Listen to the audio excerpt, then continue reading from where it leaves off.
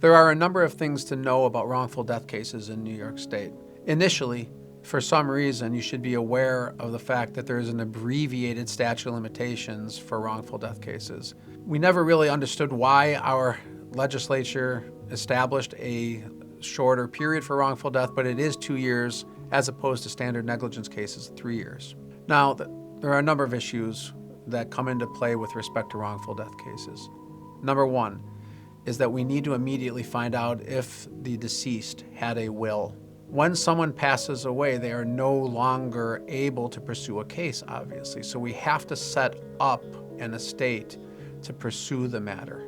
And that requires either probating a will or setting up an administrator through what we call intestacy. And we need to do that immediately because unfortunately post-COVID and in this post-COVID world, we do that through a surrogate court here in Erie County and in any county, and those courts have been incredibly slow in providing us with the documentation that we need to pursue the case.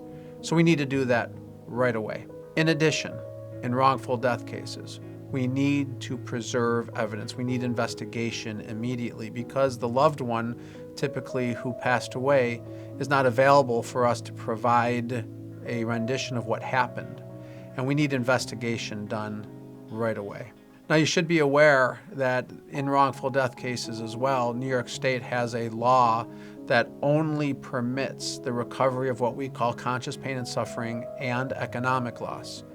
Governor Hochul had a bill on her desk just recently that for some reason she vetoed, which would have allowed us to expand the injuries associated with these cases. Now, the reason I tell you that is because it's incredibly important for us to preserve what conscious pain and suffering existed, and also to get economic analysis in to determine what the financial loss is for people that the deceased was supporting. These are cases that need to be prosecuted immediately, quickly, and properly. Give us a call.